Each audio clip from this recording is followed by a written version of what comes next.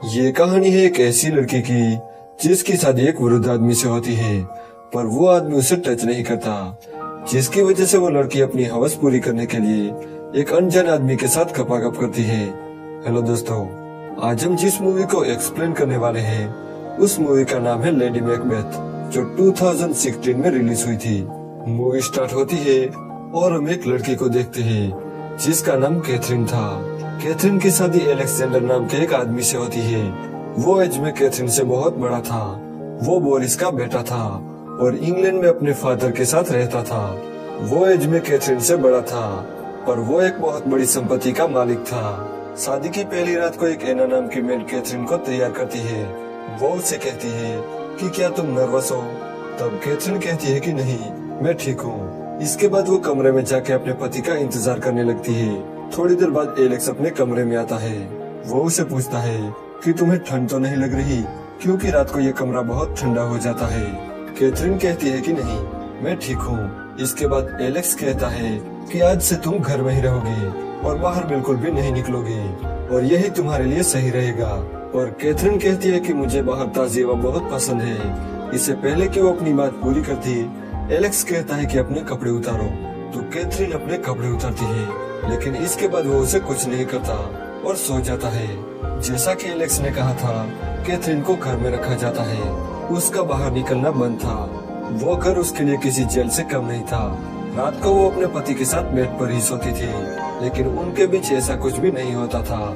Alex और उसके father की आपस में बिल्कुल नहीं बनती थी, इसलिए बोरिस कैथरीन से कहता है कि चाहे कुछ भी हो जाए, लेकिन एलेक्स को बच्चा मत देना। एलेक्स रात को देर से आता था। एक रात जब वो कमरे में आता है तो वो फिर से कैथरीन को अपने कपड़े उतारने को कहता है, तो कैथरीन अपने कपड़े उतारती है। इसके बाद वो उसे दीवार की तरफ देखने को कहता है और बस कैथरीन को बिना कपड़ों के देख के हिलाने लगता है।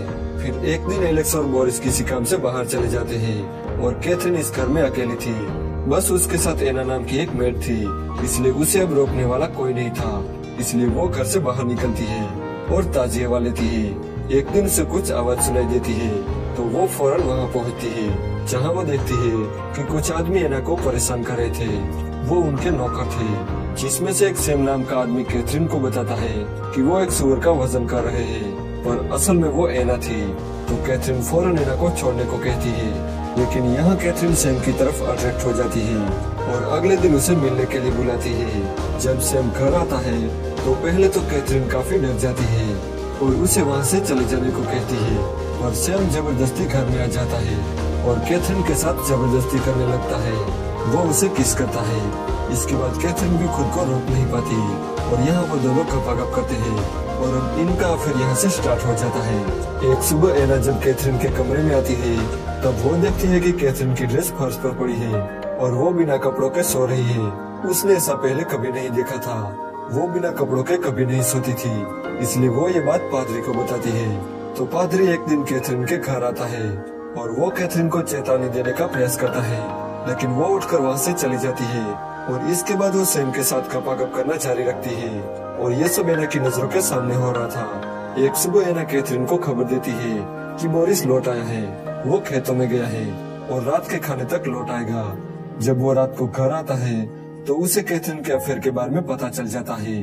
वो सैम को बहुत मारता है और उसे एक कमरे में बंद कर देता है। जब कैथरीन सैम को छोड़ने की मांग करती है तो वो उसे भी एक थप्पड़ मारता है। उस बात से गुस्सा होकर कैथरीन बोरिस के खाने में जहर मिला देती है, जिससे बोरिस की मौत हो जाती है।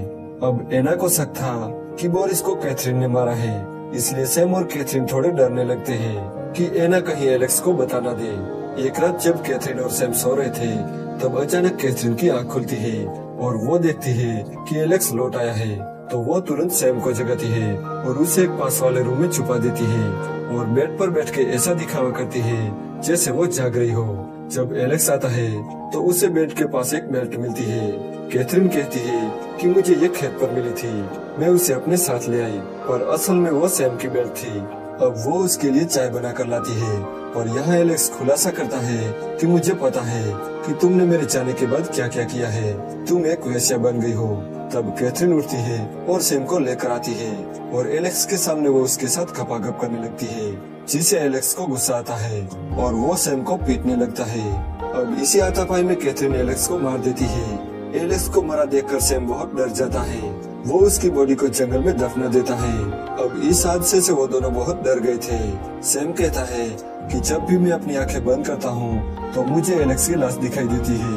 कैथरीन उसे समझाती है और सहारा देती है। वो कहती है कि मैंने ये सब इसलिए किया ताकि हम साथ रह सके। अब इसके बाद सैम और कैथरीन उस घर में ऐसे रहने लगे जैसे ये प्रॉपर्टी उनकी हो। एक दिन एक औरत टेडी नाम के लड़के को लेकर कैथरीन के घर आती है। उसका नाम एग्नेस था। वो ऐसा दावा करती है कि टेडी एलेक्स का बेटा है और ये मेरी बेटी का बेटा है। एलेक्स और मेरी बेटी के बीच रिलेशन चल रहा था और मेरी बेटी की मौत हो गई। इसके बाद टेडी को उसने ही पाल पोस के बड़ा किया है। वो कहती है कि एलेक्स अगर मर गया है तो टेडी इस प्रॉपर्टी का वारिस बनेगा और उसके पास दस्तावेज भी है। तब कैथरीन उसे बताती है कि मेरा पति मरा नहीं है, वो बस लापता है। अब इसके बाद ना चाहते हुए भी कैथरीन को उन दोनों को घर में रखना पड़ता है। अब इस बात से नाराज होकर सैम अपने घर चला जाता है। एक दिन कैथरीन को पता चलता है कि वो प्रेग्नेंट है, तो वो ये बात सैम को बताने जाती है और सैम उस पर गुस्सा हो जाता है, इसलिए वो वहाँ से चली जाती है।